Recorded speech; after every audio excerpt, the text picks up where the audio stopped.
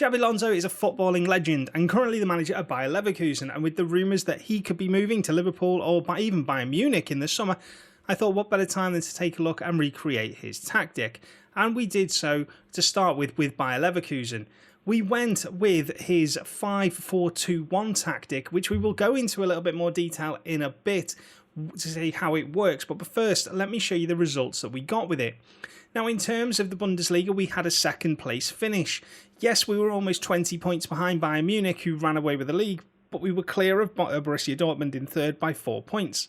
Knocked out in the quarterfinals of the Europa League by AS Roma, and we lost to Borussia Mönchengladbach in the second round of the DFB Pokal. But the league is where I was focusing.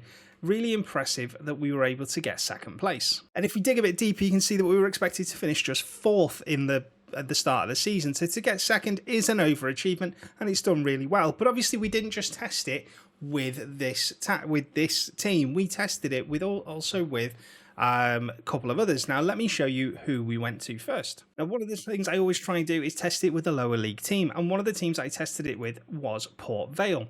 Now at the start of the season, Port Vale were 18-1 on to win the league, predicted to finish 12th. In fact, when you load the game up and you pick them, they're predicted to finish down at 19th. So where did we get them to? We actually finished fourth, just 1 point outside of off third place, which was Wigan, and we lost in the playoffs, with Wigan getting promoted, beating us in the final. That's an incredible overachievement when you consider where we were expected to finish. We also made it to the third round of the Carabao Cup, where we lost to Arsenal, and we were knocked out in the first round of the FA Cup by Barrow, but still a really good overachievement with Port Vale in terms of the league. And we also trialled it with Udinese, who were predicted to finish 12th at the start of the season, and we got an 11th place finish, so pretty much bang on the money for what the media were predicting. Not great overall, however, 2 out of 3 isn't bad. We did get to the second round of the Coppa Italia, where we lost to Monza, but Udinese are a solid mid-table team, and there are a lot of good teams above them, deservedly so. However, what I would say is Sassuolo and Torino massively overachieved in this season. But let me show you how this tactic works, and let's have a bit of a deep dive into the positions and the team makeup so you can get it clicking in exactly the right way and shore up that defence. Okay, so the basics of it is you could call it a 5-2-2-1. I go with a 3-4-2-1 because I think the wing backs playing alongside 2 holding midfielders make a nice bank of 4, so it's a 3-4-2-1 realistically. In terms of your team instructions then, you've got it set to positive. Now you can change this to attacking if you want to, or if you're a team lower down the leagues, you could change it to balanced. Balanced when you're playing with teams like a Port Vale, who we left at positive. It was a straight out of the box tactic that we used with them. We left at positive. However, you could go with balanced if you're playing with teams such as Southend, Oldham, teams like that lower down the English pyramid, or in lower leagues overseas.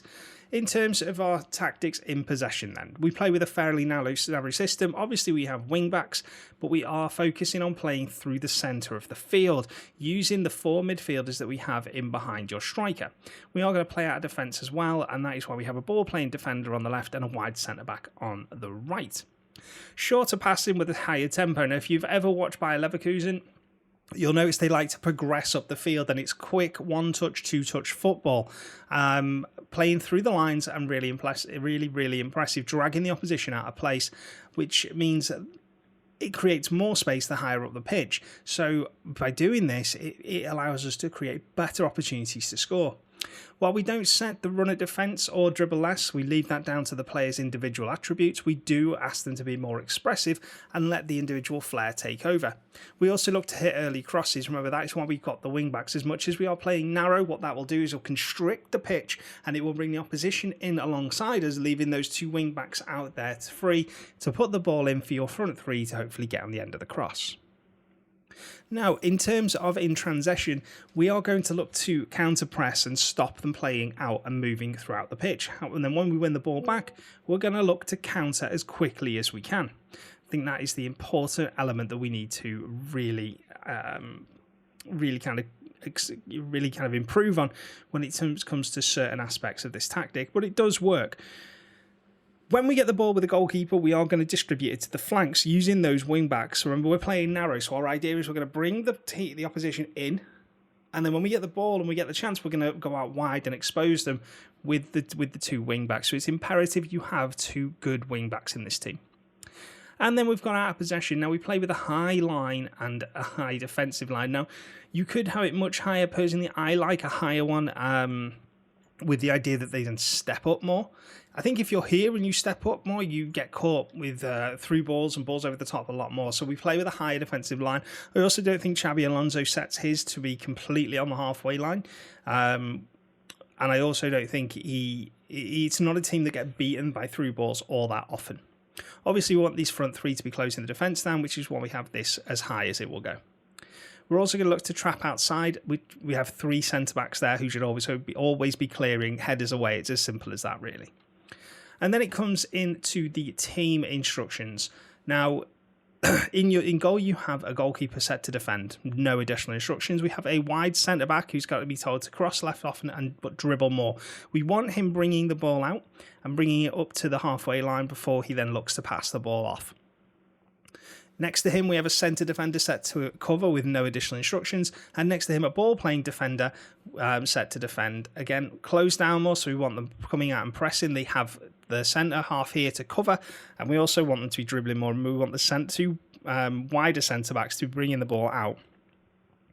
On the right, we have a complete wing-back set to support. We've told them to dribble more, close down more, tackle harder, and mark tighter. They also have stay wider, get further forward, and roam from position set on, which allows us to really kind of manipulate where they play in the pitch, and it allows them to join the attack. And that's why that midfield 2 here instantly becomes a midfield 4 because of this information.